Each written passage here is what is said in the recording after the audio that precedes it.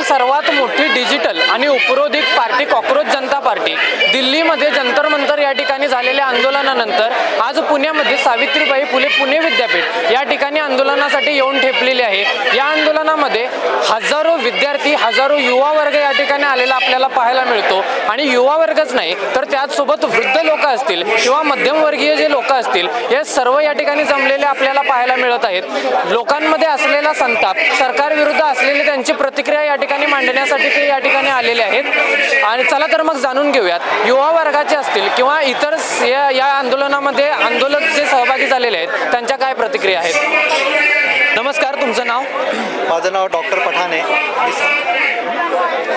तुम्ही स्वतःला कॉक्रोच समजताय का? ऑब्वियसली, कारण ही माझ्या गळ्यामध्ये जे दिसतंय मी कॉक्रोच आहे, ही मला चीफ जस्टिस ऑफ इंडिया यांनी दिलेली एक पदवी आहे। ती पदवी गळ्यात घालून मी पुणे युनिव्हर्सिटीमध्ये आलेलो आहे।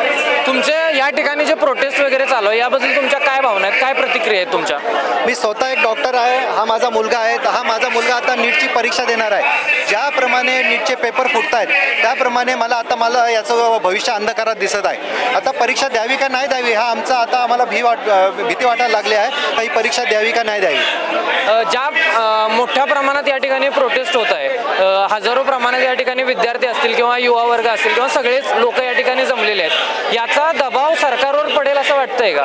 नक्कीच सरकारवर दबाव पडेलच, कारण ज्याप्रमाणे आता ही मुवमेंट वाढलेली आहे, पहिले तर लोकांना वाटत होतं का फक्त एक ट्रेंड आहे, सोशल मीडियाची मुवमेंट आहे, पण आता ही मुवमेंट ग्राउंडवर उतरलेली आहे। सगळे युवा आता बाहेर पडलेले आहेत आणि नक्कीच याचा सरकारवर दबाव पडेल। आणि जे मोदी हे युक्रेनचं युद्ध थांबवू शकतात ते आपल्या मंत्र्याचा राजीनामा नक्कीच घेऊ शकतात। आम्हाला खात्री आहे मोदी ह्या सगळ्या युवांना मान सन्मान देतील आणि उद्या सकाळी धर्मेंद्र प्रधान यांचा राजीनामा घेतील, आम्हाला खात्री आहे। याच्यानंतर पुढची वाटचाल कशी असेल तुमची? जेव्हापर्यंत त्यांचा राजीनामा होत नाही तेव्हापर्यंत आंदोलनं होत राहणार, तेव्हापर्यंत मुवमेंट वाढतच राहणार आणि अख्ख्या देशभर ही मुवमेंट चालत राहणार। कॉक्रोच जनता पार्टीच्या माध्यमातून असेल किंवा या ठिकाणी जे प्रोटेस्ट करत आहेत, जे स्वतःला CJPचे आहेत असं देखील म्हणत नाहीत, आमचे विद्यार्थ्यांच्या लढ्यासाठी आलेलो आहेत असं म्हणत आहेत, मग या ठिकाणी जे लढा देत आहेत किंवा प्रोटेस्ट करत आहेत त्या लोकांना बऱ्याचदा असं पण म्हटलं जात आहे की ते देशविरोधी आहेत, ते भाजप विरोधी आहेत, त्याच्याबद्दल तुमचं काय मत आहे? कसं आहे का, जे फक्त भारतीय जनता पार्टीमध्ये जे सदस्य झाले असतात किंवा भारतीय जनताच्या IT हॉस्टेलमध्ये काम करतात तेवढेच फक्त देशवासी राहिलेले आहे। इतरत्र जेवढे पण आहे विपक्षामध्ये बाकीचे सगळे इंडिया अलायन्सवाले, बाकीचे सगळे युवा महिलाचे सगळे बाकी रेस्ट ऑफ द इंडिया हा देशविरोधी झालेला आहे, हे सगळे पाकिस्तानी झालेलं आहे। आता पाकिस्तानची लोकसंख्या 100 कोटीच्या वर गेलेली आहे, कारण भारतामध्ये जे फक्त ना BJP आणि IT सेलवाले तेवढेच फक्त देशभक्त आहे, बाकी सगळे देशविरोधी आहेत। तू नीटचा विद्यार्थी आहेस, तू दिलेली आहेस का परीक्षा? नाही, आतापर्यंत नाही दिली आहे, पण मी देणार आहे आणि मला भीती वाटते की पेपर लीक होतं, तर त्यामुळे मला भीती वाटते की जेव्हा मी नीट देणार तेव्हा पण पेपर लीक होणार। तर नीट एक्झाम आमची हे झालेली आहे, लीक झालेली आहे, त्यासाठी आलं अकाउंटेबिलिटी आम्ही मागवतो सरकारसोबत। हां, तुमची प्रमुख मागणी काय आहे? आम्हाला रिस्पॉन्सिबिलिटी घ्यायली पाहिजे धर्मेंद्र प्रधानांनी आणि स्वतः रेझिग्नेशन केलं पाहिजे आपल्या पोस्टवरून, ही आमची मागणी आहे सध्या तरी। तुमचं जे म्हणणं आहे की धर्मेंद्र प्रधान यांनी रेझिग्नेशन दिलं पाहिजे, मग नीट संदर्भात जो गदारोळ या ठिकाणी झालेला आहे, पेपर लीक जे झालेला आहे, मग ते धर्मेंद्र प्रधानांच्या एका रेझिग्नेशनमुळे त्याचा प्रॉब्लेम सॉल्व्ह होणार आहे का, की इथून पुढं जाऊन पुन्हा काय होऊ नये त्याच्यासाठी तुम्ही काही विचार केलेला आहे का? आता सध्या बघा जो प्रॉब्लेम आहे तो धर्मेंद्र प्रधानमुळेच झालेला आहे, तो स्वतः एक पोस्टवरती बसलेला आहे सरकारच्या, त्याची रिस्पॉन्सिबिलिटी होती की नीटची एक्झाम क्लिअरली झाली पाहिजे आणि प्रत्येक व्यक्ती जो एक्झाम देतो आहे, जो स्टुडंट आहे तो जो एक्झाम देतो आहे, जो पूर्ण वर्षभर किंवा आपलं आयुष्यभर ते नीटची एक्झाम क्लिअर करून आपलं भविष्य सुधारण्यासाठी तो नीटची एक्झाम देण्यासाठी आलेला आहे, बरोबर। मग त्याची रिस्पॉन्सिबिलिटी असते की तो एक्झाम एक क्लिअर झाली पाहिजे, ही आमची, त्यामुळे आम्ही त्यांना रेझिग्नेशन मागतोय। तुम्ही जसं आता एक्झामबद्दल सांगितलं, तुम्ही या ठिकाणी प्रोटेस्टसाठी आलेला आहे, तुम्ही कॉक्रोच जनता पार्टीचे आहात का? मी कॉक्रोच जनता पार्टीचा नाही आहे, नाही CJP नाही आहे, ना BJP नाही आहे, ना कोणतीच मी पार्टी नाही आहे।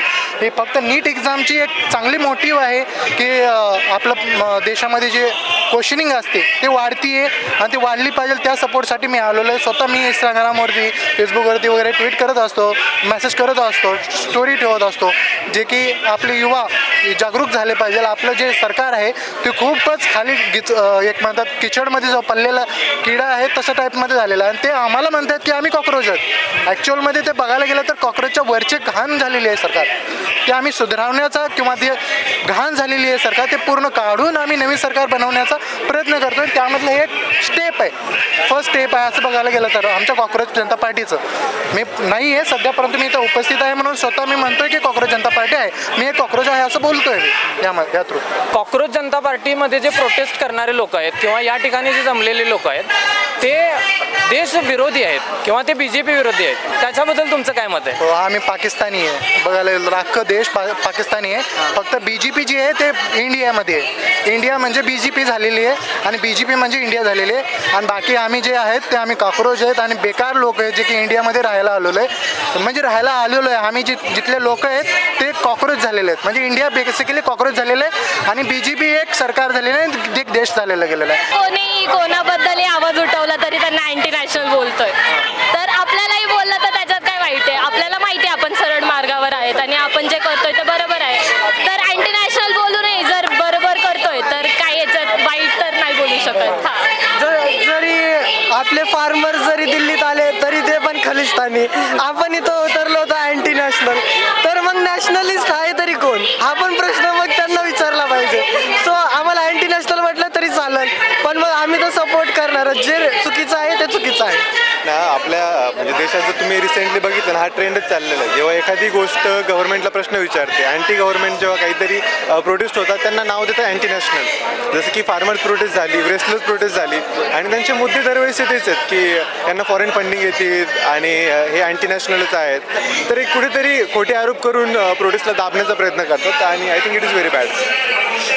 आणि या ठिकाणी यांची जी प्रमुख मागणी आहे असे आम्हाला समजले की धर्मेंद्र प्रधान यांचा त्यांना राजीनामा हवा आहे. मग धर्मेंद्र प्रधान यांचा राजीनामा त्यांनी दिल्यानंतर हा प्रश्न जो आहे म्हणजे एक्झाम संदर्भात जे घोटाळे वगैरे होत आहेत किंवा जे पेपर लीक होत आहेत हे सुटेल असं वाटतंय का? ही मागणी जी आहे धर्मेंद्र प्रधानांच्या राजीनाम्याची, ती मला वाटतं ती एक प्रतिकात्मक मागणी आहे. याचा अर्थ असा की ती मागणी यासाठी आहे की सरकारला कळावं की युअर अकाउंटेबल टू समवन. तुम्ही विद्यार्थ्यांना जबाबदार आहात त्यांच्या गोष्टीसाठी. धर्मेंद्र प्रधानांनी राजीनामा दिल्याने नक्कीच ही गोष्ट एकदम सॉल्व्ह होणार नाही आहे. It is a systemic error. पण कुठेतरी मला वाटतं सरकारला झटका बसेल की आपल्या मंत्र्यांना राजीनामे द्यावं लागतं त्यांच्या गैरजबाबदारीपणामुळे. आणि I think it makes more difference or it is more important की सरकारला हे कळावं की त्यांची जबाबदारी काय आणि त्यासाठी मला वाटतं राजीनामा हा महत्त्वाचा.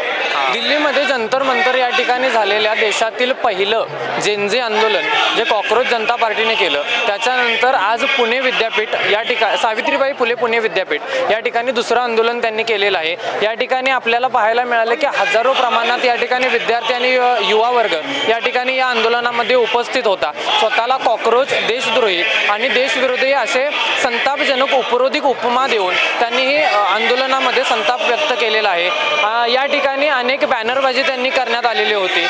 कॉक्रोचेसचा मास्क त्यांनी परिधान केलेला होता. त्याच्यानंतर या ठिकाणी अनेक घोषणाबाजी झाल्या, अनेक सरकारविरोधात त्यांनी घोषणाबाजी केल्या. अभिजित दिपके यांचं या ठिकाणी भाषणसुद्धा या ठिकाणी झालेलं आहे. मी प्रथमेश जाधव, कॅमेरामॅन अंकित यादवसह तुम्ही पाहत आहात प्रजा स्पीक्स.